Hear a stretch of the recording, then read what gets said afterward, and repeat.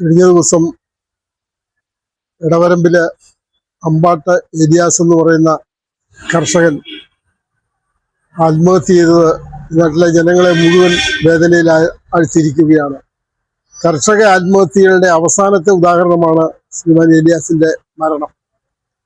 അദ്ദേഹം കർഷക രംഗത്ത് ഒരുപാട് കാലമായിട്ട് പ്രവർത്തിക്കുകയും കേരള ഗവൺമെന്റിൽ നിന്നും അതുപോലെ പഞ്ചായത്തിലും ബ്ലോക്കിൽ നിന്നുമൊക്കെ ജൈവകൃഷി അടക്കമുള്ള കാർഷിക മേഖലയിൽ വിളവ് ഉൽപ്പാദിപ്പിക്കുകയും ചെയ്ത് മാതൃകാ കർഷകനായിട്ട് അംഗീകരിക്കപ്പെട്ട ഒരാളാണ്. ഇത്രയും വലിയൊരു കർഷകന് വർഷങ്ങളായിട്ട് പ്രവർത്തിച്ചുകൊണ്ടിരിക്കുന്ന ആള് അവസാനം കടബാധ്യതകൾ വളരെ ലക്ഷങ്ങളുടെ കടബാധ്യത ഉണ്ടാവുകയും അതിന്റെ അടിസ്ഥാനത്തിൽ അതിന്റെ വേദനയിൽ ആത്മഹത്യ ചെയ്തത്.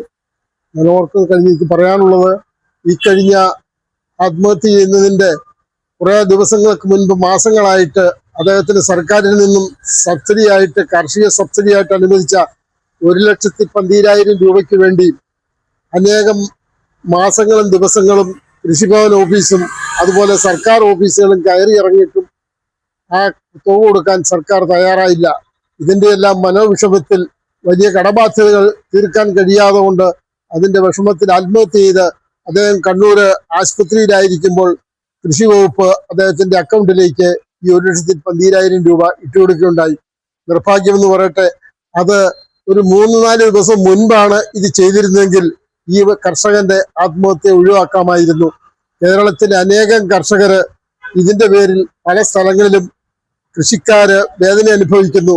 കാട്ടുമൃഗങ്ങളുടെ ശല്യം കൊണ്ടും അതുപോലെ കൃഷിനാശം കൊണ്ടും വിലക്കുറവ് കൊണ്ടും ബുദ്ധിമുട്ട് ലഭിക്കുന്ന കൃഷിക്കാർക്ക് പിടിച്ചു നിൽക്കാൻ കഴിയുന്നില്ല. സർക്കാർ പറയുന്നു ദാരിദ്ര്യമുക്ത കേരളമാണ്, അതുപോലെ കർഷകക്ഷേമ സംസ്ഥാനമാണ് എന്നൊക്കെ പറയുമ്പോഴും കൃഷിക്കാരന് ആത്മഹത്യയുടെ വക്കിലാണ് കേരളത്തിലെമ്പാടുമുള്ളതെന്ന് ചൂണ്ടിക്കാണിക്കാൻ ആഗ്രഹിക്കുകയാണ്. അതുകൊണ്ട് ഈ അമ്പാട്ട് ഏലിയാസിന്റെ കടബാധ്യതകൾ ഈ സർക്കാർ ഏറ്റെടുക്കണം.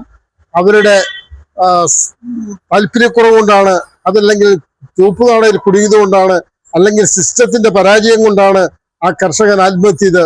അദ്ദേഹത്തിന്റെ കടബാധ്യതകൾ ബാങ്കിലും മറ്റുള്ള കടങ്ങളും ഏറ്റെടുക്കാൻ സംസ്ഥാന ഗവൺമെന്റ് തയ്യാറാകണം എന്നാണ് എനിക്ക് അഭ്യർത്ഥിക്കാനുള്ളത്. അല്ല, അത് ഉദ്യോഗസ്ഥരുടെ ഭാഗത്തു നിന്നുള്ള വീഴ്ച ഉണ്ടാവാം. കാരണം ഈ ബാധ്യത കൊടുക്കാൻ വേണ്ടിയിട്ടുള്ള സർക്കാർ പ്രഖ്യാപിച്ച സബ്സിഡി തുക മാസങ്ങളായിട്ട് കൊടുത്തില്ല. ഈ കഴിഞ്ഞ മരണത്തിന് മുൻപും ഏതാനും നാളുകളായിട്ട് അദ്ദേഹം ഓഫീസുകളൊക്കെ കയറി ഇറങ്ങി കൃഷി ഓഫീസിൽ ബന്ധപ്പെട്ടിരുന്നു, പല സ്ഥലങ്ങളിലും ബന്ധപ്പെട്ടിട്ടും ആ തുക കൊടുക്കാനുള്ള സംവിധാനം ചുവപ്പുനാടയിൽ കുടുങ്ങി അത് കൊടുക്കാൻ കഴിയാത്തതാണ് അവസാനം ഈ ആത്മഹത്യയിലേക്ക് ഈ കർഷകനെ നയിച്ചത്.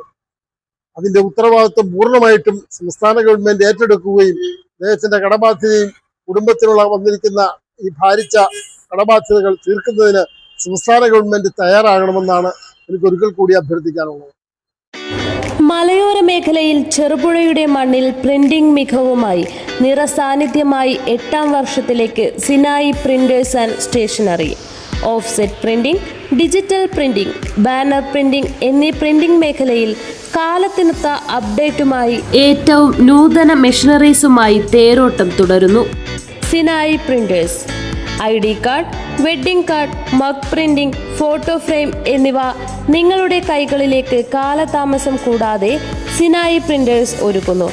പ്രിന്റിംഗ് ടെക്നോളജിയിൽ ഡിപ്ലോമ കരസ്ഥമാക്കിയ ഒരു കൂട്ടം ചെറുപ്പക്കാർ എന്നും ഒരു മുതൽക്കൂട്ടായി സിനായി പ്രിന്റേഴ്സിനൊപ്പം ചേർന്ന് പ്രവർത്തിക്കുന്നു. നാളിതുവരെ തന്ന സ്നേഹത്തിനും സഹകരണത്തിനും ഹൃദയത്തിന്റെ ഭാഷയിൽ നന്ദി.